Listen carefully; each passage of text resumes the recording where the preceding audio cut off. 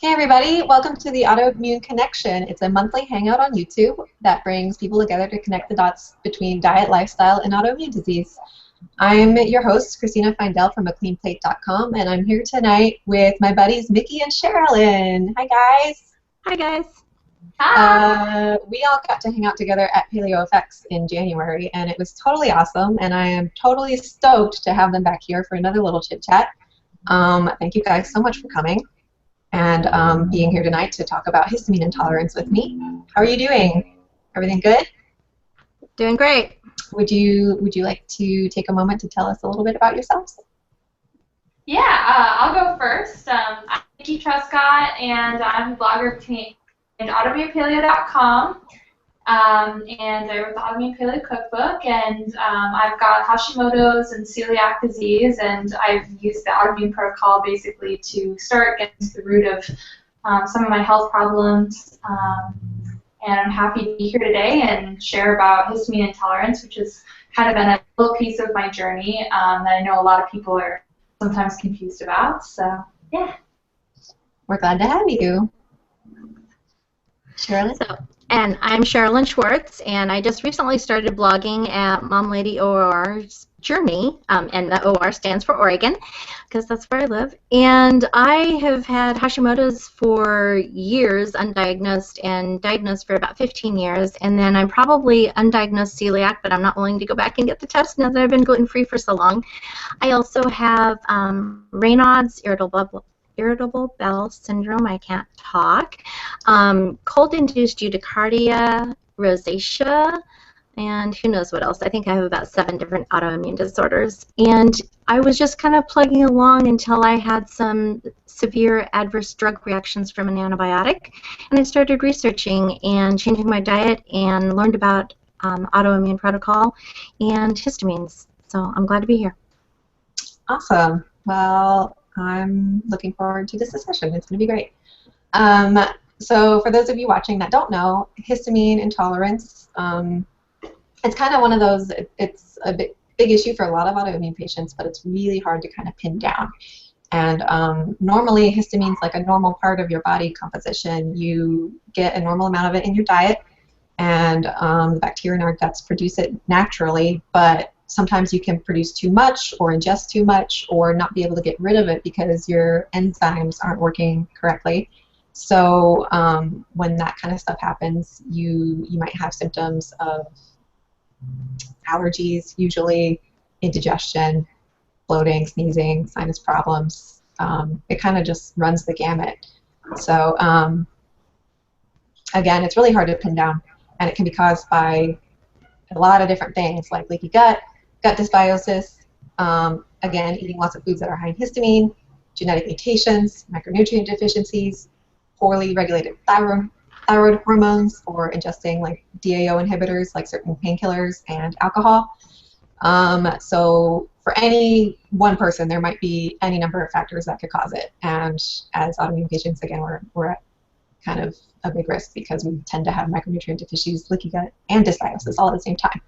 So for you guys, what kind of symptoms did you have that made you suspect histamine intolerance, or that turned out to be linked to it?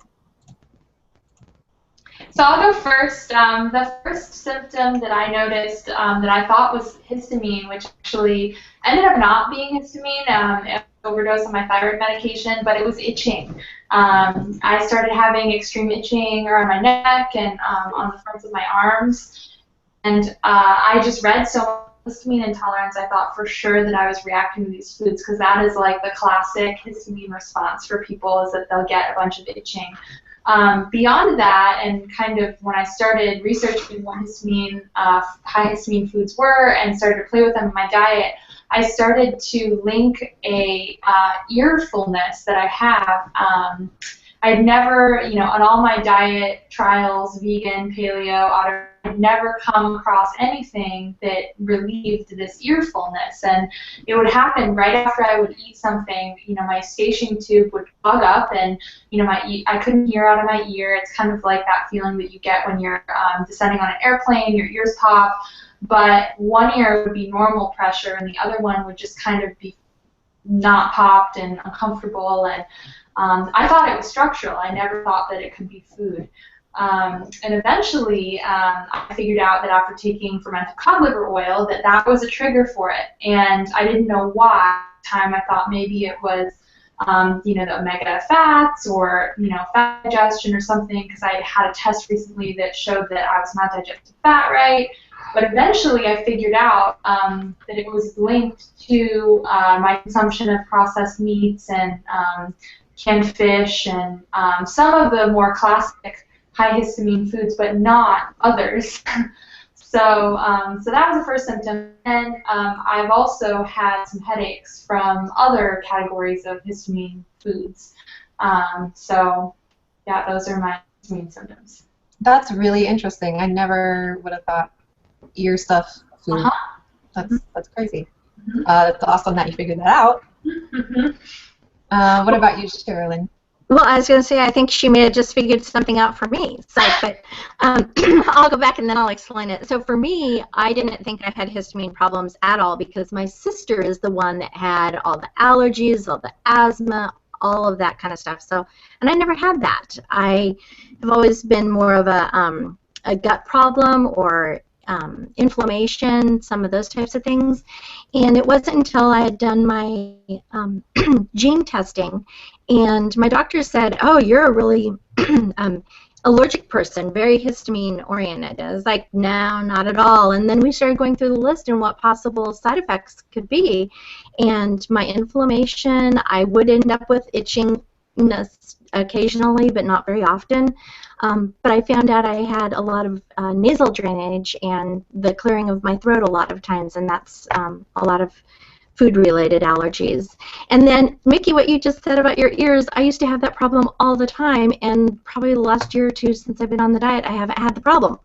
So I bet that's probably what it was. My ear would plug up, and I remember as a little kid, my mom had the same problem, and she would go in and she would drink something really fast, and she'd pull on her ears and plug and blow, and I just got to pop my ear. My ear is so plugged, I just got to pop it. So, and then as I got older, I felt the same thing and thought, I don't want to have that same thing happen to me, but I think it's all histamine related. Mm-hmm. That's awesome. Yeah. And bizarre. Isn't that bizarre? Yeah. So weird. Okay. I have the itching too, and I get rashes just randomly. And so that started about a year ago, and I kept kind of being in denial about possibly looking into histamines because I didn't want to do any more dietary changes. But then in January, I started having really bad bladder pain, and eventually I figured out that was triggered by foods that are high in yeast. So I can't have anything fermented.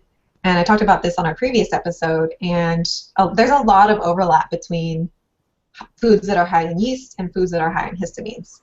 And so Ann Angeloni was on our last episode, and she suggested, well, it could be SIBO, it could be histamines, it might not just be a yeast thing, because every now and then I still get a flare of the bladder pain.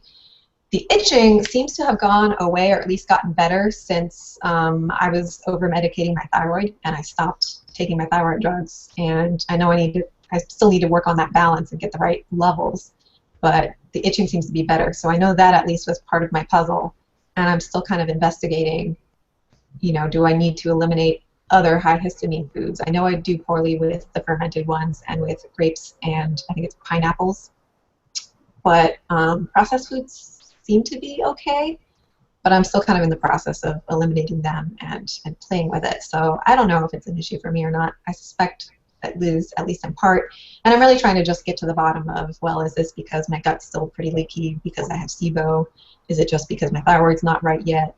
And figure out what the real root cause is so I can kind of fix it and address it. But yeah, just between the itching and the bladder pain, I don't really have any bad sinus issues or anything like people usually associate with histamine problems. So it's different for everybody. Yeah. What about did you guys both kind of figure it out by process of elimination, or did you have any diagnostic testing or anything done? I haven't had any diagnostic testing. It's actually really frustrating to me now looking back how long it took me to figure out what it was, because we hear about, like, as a nutritional therapy practitioner, I hear about histamine intolerance. I work with clients with histamine intolerance. It's something on my radar, and for some reason for myself, I just thought that because I have no reaction to fermented foods, which is like the opposite of you, Christina. I could put down half a jar of sauerkraut. I'd be fine. I drink kombucha every day. I'm eating a lot of these fermented foods, and so it's always the classic, what they teach us in school. If someone's having an issue with sauerkraut, they say, I ate sauerkraut and it gave me a horrible headache, or, I felt sick right away. That's usually like, okay, you're dealing with histamine intolerance. This person needs to be tested for underlying factors that contribute to it. So maybe they have a genetic mutation, or maybe they have SIBO, which are both pretty common. But I didn't react to the fermented foods, so it was totally, it was actually because I was sick and I was taking a little bit of fermented cod liver oil every day, but not really enough to set off a response. And I started coming down with like a cold, and so I upped my intake, extra vitamin D and vitamin A and all those good fat-soluble vitamins for the immune system. And I started taking like a tablespoon a day, and by the 5th day, I felt like I was underwater. Like both my ears were completely plugged. I could barely hold my head up straight. I was super dizzy. And I stopped it, and it went away the next day. And I was like, okay, like there's something with this, And then I had the same thing happen after I ate fish 3 meals in a row. So I had like fresh salmon one day, and then I had leftover salmon the next morning, and then I had sardines for lunch, and I got the same thing. And I was like, okay, so maybe it's the fish. So for a while I thought, well, maybe I have a fish allergy, or, maybe I'm not tolerating the fats, or, I had all these theories.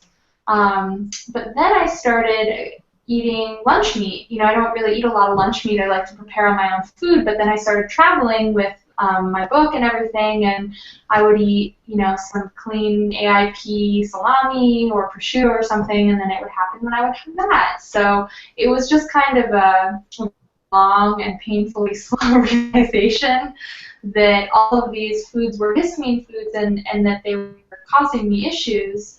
But also kind of letting go with the classic presentation of histamine intolerance. So you'll read on forums and stuff, a lot of people talk about how they can't eat leftovers, or they can't, they have to have meat that's really fresh and cook it right away, and they have to go through a lot of care and preparing and storing food, and I've never had a problem with that, So it's just really interesting how different we all are in that aspect of it. But, yeah. And then I would say about testing, because that was the original question, sorry.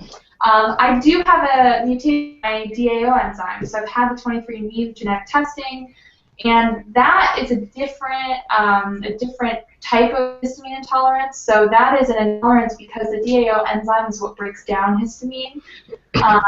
And so I only have an issue there, I think, because when I have things like alcohol, I have chocolate, which are known DAO enzyme inhibitors. So those foods are actually not high in histamine, but they impair your body's natural ability to deal with histamine. It runs in my family. It happens to my mom, it happens to my sister, red wine, chocolate, it's like instant headache. But it's totally a different symptom than I get from like this lunch meat and, the fermented cod liver oil and that kind of stuff. So that's the only testing that I've had as pertains to histamine intolerance. Right. So I know you can measure like the histamine levels and the DAO levels in your blood, I think, and then testing for any genetic issues with your DAO enzymes, and that's about it, right? Yeah. That's the only one I've done. And then, an important test for anyone that is reacting to these foods is SIBO. That's actually the #1 cause of histamine intolerance, especially if it comes on suddenly. So a lot of people that have like this genetic problem, like I've had this issue with wine ever since I started drinking it, and I knew that back when I drank more, I would have to drink a lot of water every time I would have wine. So I would try to have 2 glasses of water for every glass of wine. And I didn't know until I went to nutritional therapy school that water is an antihistamine. So water actually helps your body process the histamine. So it makes sense. Now if I have a glass of wine, I know I can do it if I'm really well hydrated. But yeah. That's really interesting. I didn't know that. I need to start drinking more water. Yeah. I didn't either, and I get major headaches from red wine. I can't drink red wine at all. Yeah, me neither. And my mom and my sister have it. I'm sure we all have that same mutation, so for what it's worth. Yeah. So SIBO testing, and then clearly for us as thyroid patients, checking your thyroid levels is probably a good idea if you suspect histamine issues, because that might be all it is. Bad thyroid hormones. Sometimes. Yeah, that's interesting. Yeah. Sherilyn, do you have anything to add? For me, for testing, I didn't really have any specific testing on my 23andMe. My DAO enzyme is normal, so I don't have any issues there. And I was always very confused about the food testing, because if I have it correct me, Mickey, if I'm wrong, with the histamine intolerance, that's an IgE reaction, is that correct? And the IgA and the IgG reactions are not necessarily histamine? I'm actually not sure as far as how they apply to histamine, so I don't know that one. Okay. Yeah, because we had tested me for food allergies, not specifically histamines, but food allergies, and I was allergic to casein and egg whites. And so that's actually where I started on my entire journey, trying to figure all of this out. So, but other than that, no, I haven't had any testing, just process of elimination and figuring out which foods agree and which ones don't. And I had forgotten about the processed foods, and I've kind of added back in some clean hot dogs as a quick, easy go-to occasionally. And I've just had this low-laying thing going on recently, and I've not been able to figure it out. I bet that's it. So I'm going to have to cut those back out. Aww. Yeah. So we were talking about the kind of differences, like I can't tolerate fermented foods, Mickey can't tolerate processed foods, but we do okay with the other ones. For the kind of the overlap between foods that are high in yeast and foods that are high in histamine, it's that the more bacteria and stuff that a food is able to grow, those bacteria give off histamines and then also do it in your gut. So the food becomes higher in histamine, and then your gut produces more histamine once you ingest it. And is that kind of the case with aged and processed foods too? It's just that they're old and they get more bacteria? Yeah, and actually, so like fish is something that most of us know it spoils really quickly, and I think that's why it's a higher histamine trigger for a lot of people. Usually seafood will be an issue before like chicken or beef or any other kind of meat is, and that lines up with my personal experience just because fish, traditionally, it's harder to get it fresh. And so, yeah, I think the more time that the bacteria has to act on that food, the more histamine it's going to have. So, curing meat, smoking meat, anything that's preserved in that way. I mean, I've had issues even with bacon sometimes, and, it makes it difficult to travel, which is like what I'm doing these days. Yep. When I was eating out with Sarah Valentine over the weekend, I was like, we were just having breakfast, and I had some eggs and some kind of greens and a bowl of fruit and some bacon, and I was like halfway through my meal, and I looked at her, I was like, bacon's high histamine, isn't it? And she's like, well, it depends. It can be. It might not be. And I was like, first of all, I need you around all the time because I can't remember all of this stuff. And it's, she was just really emphasizing the fact that it varies because you don't know how old the food is. If the fish is fresh out of the water and it's been kept at like a certain temperature, I think it's like below 60 degrees, it doesn't produce any more histamines or something, so it should be okay if it was kept at that temperature. But if you don't know, then you're really taking a gamble, and it might affect you, it might not. So with fish, actually what I do, and I think the reason why I had a hard time pinpointing my reaction, I buy frozen salmon from a fishmonger. I live in Oregon now, but I used to live in Seattle, and I brought my stash down with me, and they freeze the salmon right on the boat. So they catch it clean it and freeze it, vacuum pack it, and sell it, and that's how I buy it. And so I've never had a problem with that salmon, I think just because of how fresh it is. But I've actually, in college, I had what's called skunk grade poisoning, which is a fancy name for an extreme histamine reaction due to the fish being spoiled. And I got it from a sushi restaurant. And what happens is the telltale characteristic is you just turn so lobster red. It's like a sunburn wouldn't even touch how red I turned. And I ended up not going to the hospital because my redness went away in a couple hours. But my friend that I shared with went to the hospital, and they were like, oh my god, you have skunk grade poisoning, like you're going to be fine. You know, they gave her some antihistamines, some water, whatever. But when I looked that up recently, I read that it was an extreme histamine reaction, and it happens when people eat fish that's just been, you know, old, which is kind of gross. But yeah, there's a lot of variation between how you get your fish and, you know, how old it is, what type of fish, how it's been stored, that can really have an effect on the histamine content in it. Yeah, I think in the paleo approach, Sarah said that the leading cause of like food poisoning from fish is actually because of the really high histamine levels. Mm-hmm. And that was like, whoa, crazy. Yeah, and see, I do okay with fish so far. I haven't had any like really obvious big reactions to it. So I don't know. Does that mean? I don't know what that means. I can eat fermented food and you can't, so we're all different. So I would just say that the reason why, you know, our bodies are not tolerating that histamine might not have to do with the actual content of the histamine, but it just might have to do with the food itself, you know? Like, there's got to be some, maybe we don't know about these different categories and how the body processes them and why they work or they don't work, but that's why the process of elimination and provocation is so powerful, because, you know, we can all find this out for ourselves. Just because, you know, I don't have this histamine list stapled to my fridge and I'm not freaking out about, you know, eating cherries or whatever, you know, because I'm one of those people that can't eat anything with histamine. I know which foods to avoid and I try to avoid them, but honestly, when I take a cross-country flight like I did 2 days ago, you know, pack of salami, and I knew my ear was going to plug up, but it's like I need to eat food, you know? Yeah. I'm still kind of struggling with that, because the bladder pain I get is so intense, and there's nothing that like makes it better, and it lasts for like a day or two. It's just I'm afraid of food, and so like leftovers, I usually won't go near them because I don't know whether or not they're safe, and anything else that might be potentially high yeast. And I'm a little bit more lenient with high histamine just because I'm not quite convinced that it is a histamine issue yet, but I worry, and I know I need to just do it.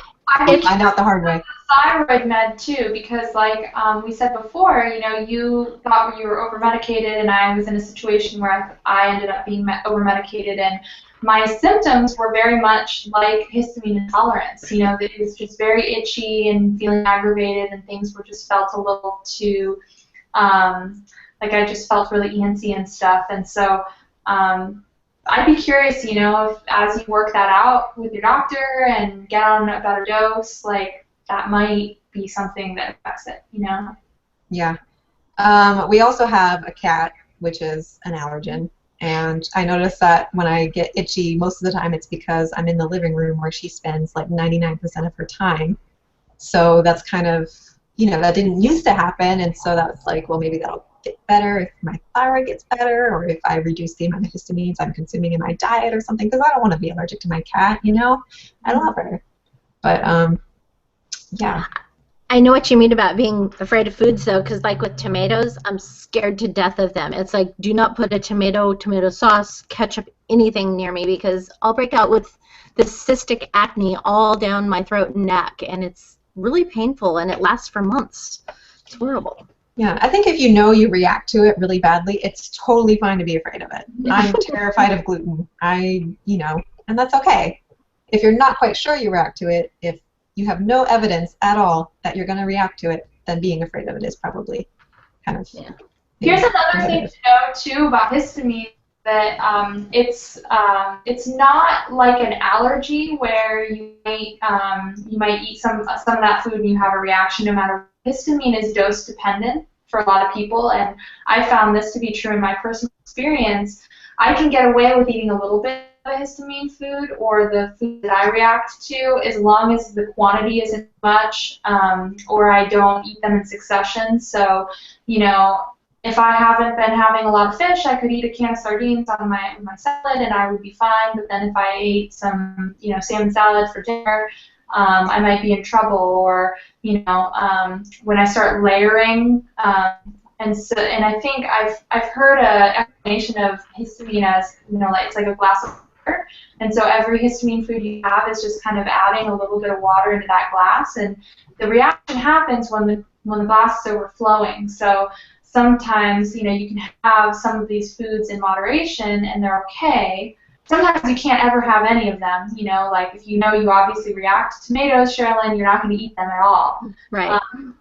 But like for me, I know that I can get away with a little bit of something. I could eat an Epic bar if I don't eat that day. I can have one with my lunch or whatever. So sometimes I plan my, allowance of histamine foods or the foods that create my reaction so that I can get through the day or, my travel or whatever.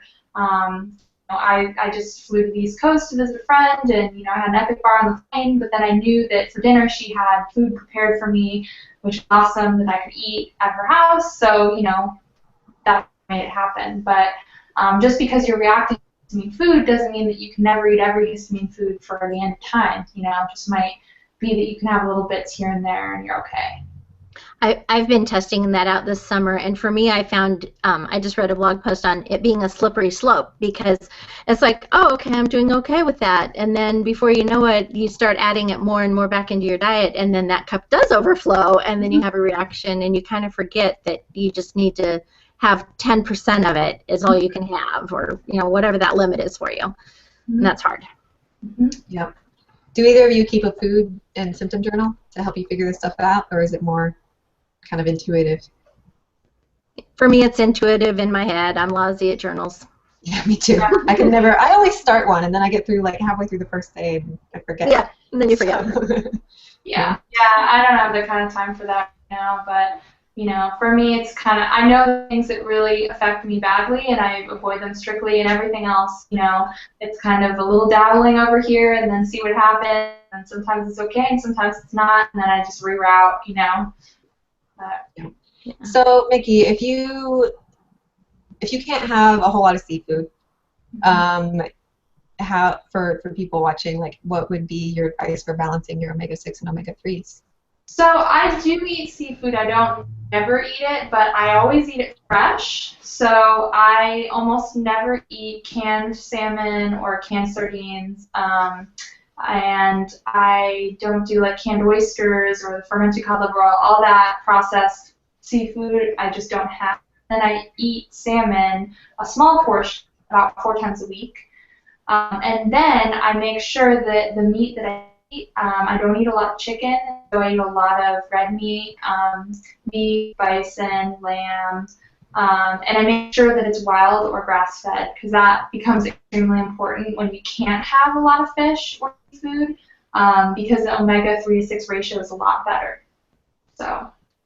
Yeah, that's what I've been doing. I eat fish maybe 3 or 4 times a week, and because I'm trying to cut down on the histamines and figure it out. And so we started eating a lot more grass-fed stuff, no more poultry, and it's just organ meats. We have a lot of organ meats because they're cheap. So that's a great way to eat grass-fed. But yeah, and then for like fermented foods, that one's still giving me trouble. I don't know how to keep my gut flora happy without fermented foods yet, and I've been taking several different types of probiotics. And Ann Angeloni said I probably just needed to work on my mucosal lining before. That probiotics probably wasn't just going to do it. So, yeah. So cutting these foods out of your diet, like, sucks. It's hard to kind of make up for them because they are very nutritious. Inconvenient. I mean, in my case, like, we're the opposites. You're the fermented foods. You can have that, and I can have all the fermented foods, but I can't have the lunch meat. And, I don't think eating process is great, but, I mean, in a pinch, it's like when you're AIP and you're traveling on the road, it's like it's really hard to fresh food all the time from a restaurant that isn't going to gluten you. I would rather take my ear flaring up than eating somewhere that I don't feel safe. So I don't know. Absolutely, yeah. Lesser of the evils. And for us, like when we were budget paleo, like really budget, and so our primary source of seafood was like this canned wild-caught salmon, which was like $2 for 3/4 of a pound, way cheaper than like fresh. And just the thought of like not being able to do that. Canned sardines, canned oysters. I mean, that's the nice easy access stuff. Mm-hmm. That's interesting because the seafood doesn't seem to bother me because I eat, most of mine is the flash frozen like yours, Mickey, but I also get canned salmon and use a lot of that to make my salmon patties and stuff. That doesn't bother me at all, but then when it comes to the cured or processed, like ham or bacon, I can't tolerate at all. So I've taken pork completely out of my diet. Pork is on the high histamine list just in general, right? Like any kind of pork? I think so. Yeah.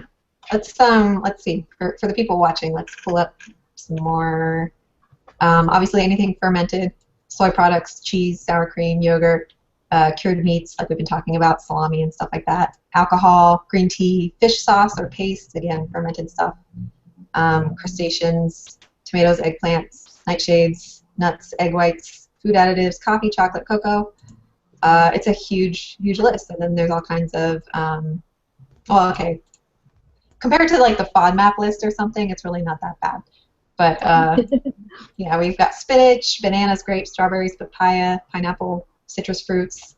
So that's a lot of stuff that, if you're on the AIP, you're probably eating a lot of that. Not the eggs and coffee, obviously, but the vegetables and the fruits. Mm-hmm. So yeah, and that's, if you're already on a restricted diet, the thought of cutting more stuff out is never pleasant. But I know I felt so much better getting rid of fermented foods. It was like immediate relief from a problem that had been bothering me for months and was just this agonizing abdominal pain. And I never would have thought about it. Like, fermented foods are supposed to be so good on the AIP. That's supposed to be one of those staples. So. I wonder what's different in different fermented foods, because like I can have sauerkraut, not a problem, but you cannot give me kombucha, however you pronounce it. I can't take that at all. Yeah, me neither. Like one tiny little sip of kombucha will cause like the biggest flare I've ever had. And that's how I found out it was yeast, because my reaction to kombucha was so obvious. Mm-hmm. And then I had like much smaller reactions to the other fermented stuff, like my homemade sauerkraut, which I miss making so much. I bet. Well, see, I thought mine was yeast, but I ended up having a yeast test, and I have no overgrowth of yeast, so it wasn't yeast for me. According to Sarah, a yeast intolerance and an overgrowth of yeast do not correlate, and that actually, I think the paleo approach says that consuming certain strains of yeast can actually help prevent overgrowths. Oh, so okay. It's two different things. I don't remember. I talked about this in the last episode, but now I don't remember what she said. Yeah. I'll have to go reread it. Yeah, it's good info, but it is like when I was looking into yeast foods, there was really not a good like conclusive list of like, okay, which foods should I avoid? Like Sarah's was like some canned foods, some fruits, and you're like, okay, well, which ones? And again, it's just like histamines. It really just depends, And so it's something you gotta. Sometimes a grape might bother you, sometimes it might not. And you may never know why. So I'm working up the courage to be brave enough to try all those things and figure out, which ones. Yeah. Yeah. And risk a flare. Yeah. So yeah, so what does a typical day's meal look like for you guys without histamine foods? I try to make some sausage patties or something like that with some vegetables in the morning for breakfast, and then I'll have a little leftover. I actually can eat leftovers, so I'm fortunate in that. So I'll either have last night's leftover dinner or leftover from breakfast that I'll take with me for lunch, or sometimes I will make like a tuna salad or salmon salad, because fortunately I can still have the fish to lunch at work with me. And then dinner is beef, lamb, salmon, with a couple different vegetables, typically broccolis, asparagus, cauliflowers, those types of things for dinner. Sounds good. Yeah. Sounds awesome. So it's limited, but it's good. Yeah. I usually I stick with like stuff that's really easy to prepare. Like I said, I'm afraid of leftovers, so I've been doing everything fresh. But I do a lot of like green smoothies with like an egg yolk or two thrown in for protein or some raw liver for protein. And, you know, fresh like small pots of soup that I can like, you know, I'll leave the leftovers for Noah for the rest of the week. But, you know, very simple stuff. Good. Yeah, since I can do leftovers, you know, I eat them. And I am fine with leftovers, but I'm not okay with the convenient stuff. So I end up cooking a lot of big batch stuff for dinner. Like last night I made my AIP carrot and sweet potato chili, and then I had some of that for breakfast today. And I don't react to things like avocado or, you know, so I'll usually do salads with leftover meat from the night before for lunch and stuff. But pretty simple, quick AIP foods. Yeah, so we do know people that cannot have leftovers. Mm-hmm. I'm thinking specifically of Beth from Hashimoto's 411. That's what I was thinking of. Yeah, I've met others too that, you know, anything left over, anything old, they react horribly to it. And so that was that's why I never looked into histamine intolerance when I started itching, because I did not want to think about how awful that would be, having to cook everything from scratch. And it turns out if you stick with like smoothies and salads and stuff, it's not so bad because they take like 5 minutes to throw together. But yeah, I mean, you know, and then having to buy all of your food fresh, even some of your produce and all of that stuff, it gets hard depending on, you know, where you live and what you have access to. But, you know, you can't always hop down to the farmer's market and get some like fresh picked spinach or whatever. Right. So yeah, it's a complex issue, as I think we've established, and everybody's different. And, you know, none of us keep food journals, but that would be my suggestion to anybody that wants to figure it out, is to, probably the fastest way to do it, right, is to write everything down. And I would think so. Like Susan, she has a big, huge spreadsheet, and it's pretty nice. I mean, she's got her foods and then the various reactions that each of the foods can cause for her. So, yeah, sounds good. I need somebody to make one of those for me because I can't keep up with it. But I think this whole process would have been a lot shorter and a lot easier if I kept better track of what I was eating and what kind of symptoms I was getting. Exactly. Yeah. Does anyone have any other thoughts or questions or opinions or anything?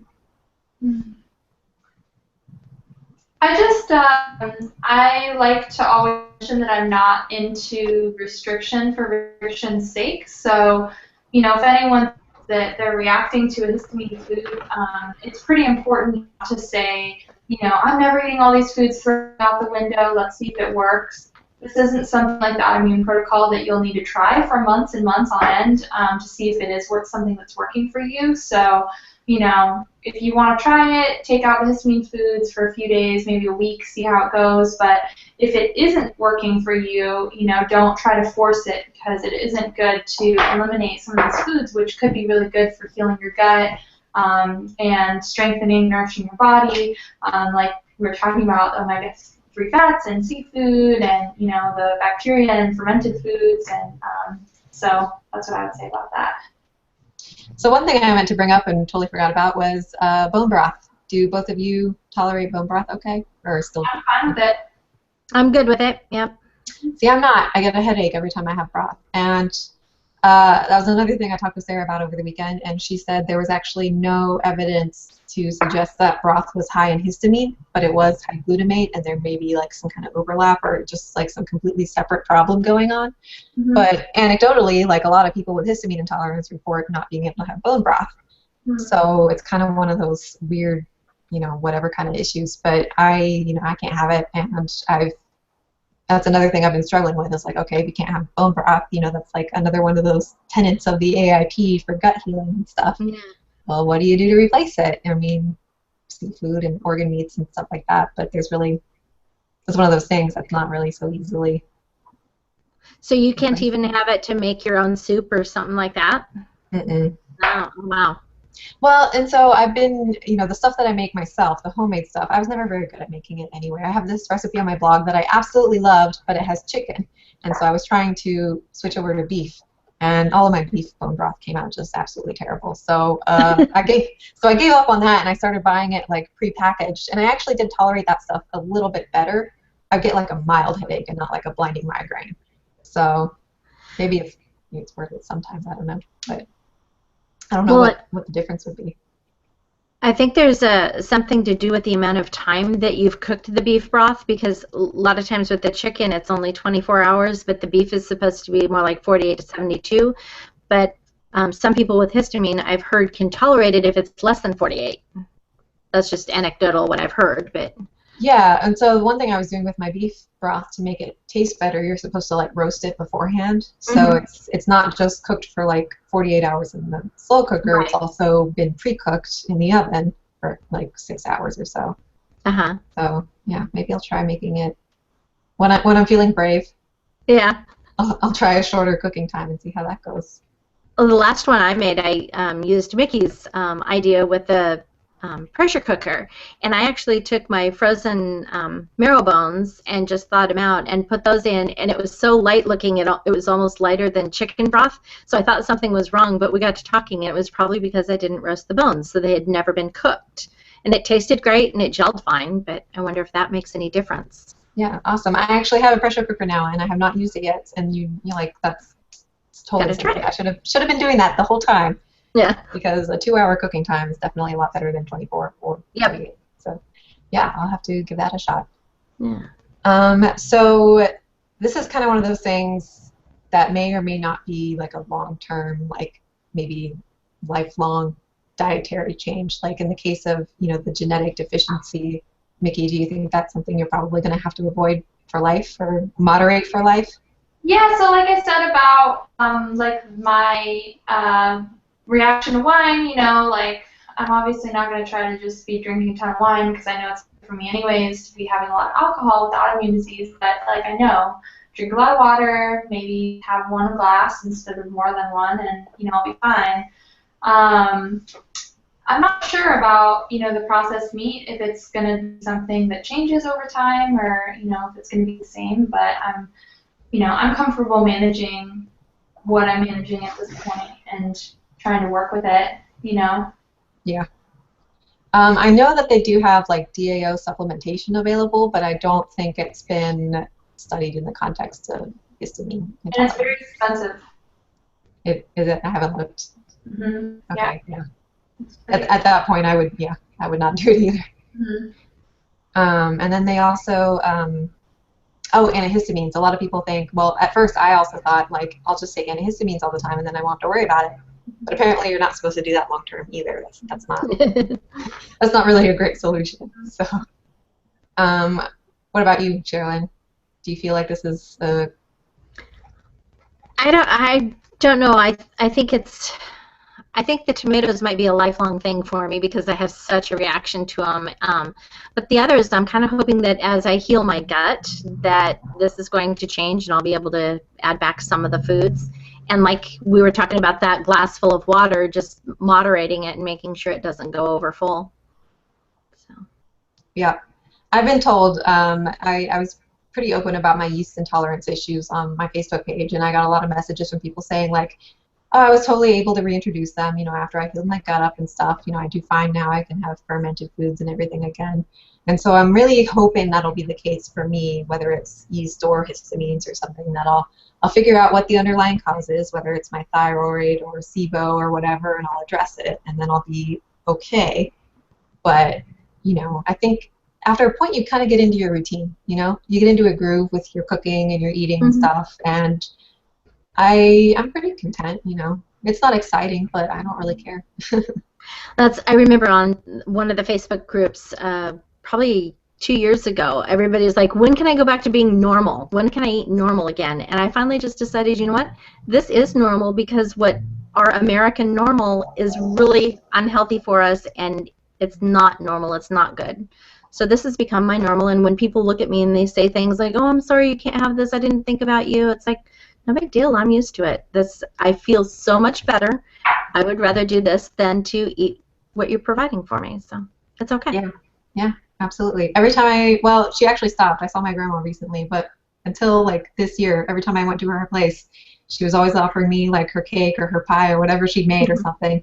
Like, oh, are you sure you don't want any? Come on, you know. Yeah. And you know, they mean well when they want to feed you or whatever, or they feel bad when they Exactly. can't feed you. They mean well, but yeah, I mean, for me, it was like that doesn't even look good. You Yeah. know, like not anymore. It used to, and I know it Yeah. tastes great, all that sugar and stuff. But Yeah. yeah, you adapt. And when I was on the AIP, I really legitimately thought I would eat AIP for like the rest of my life because I was just so happy with my food. I liked it. It tasted good. It wasn't. It was a lot of time in the kitchen compared to no time in the kitchen. But you get Yeah. used to it, and you know you find your routine in your schedule and stuff. And the only reason I really reintroduced foods in the first place was for date nights and stuff. You know, he wanted to go out and he wanted to diversify. And so I Right. thought, well, it'll be convenient for him if I can eat some more stuff. Yeah. But yeah, I mean, you get used to it. It's not easy, but No, but you do, and it's worth it. it is, absolutely. I mean, we all feel a million times better, right? Exactly. So, yeah. Okay. Any more final thoughts or no? I think that's it. Go ahead. That's it. Yeah. Okay. Well, thank you guys so much for coming. It's always a pleasure to chat with you guys. You're so smart and wonderful and lovely. I want to thank all of our viewers that watched live for tuning in. Be sure to catch us on YouTube afterwards. Give us a thumbs up. Check out these ladies at their websites, which are linked in the video description below.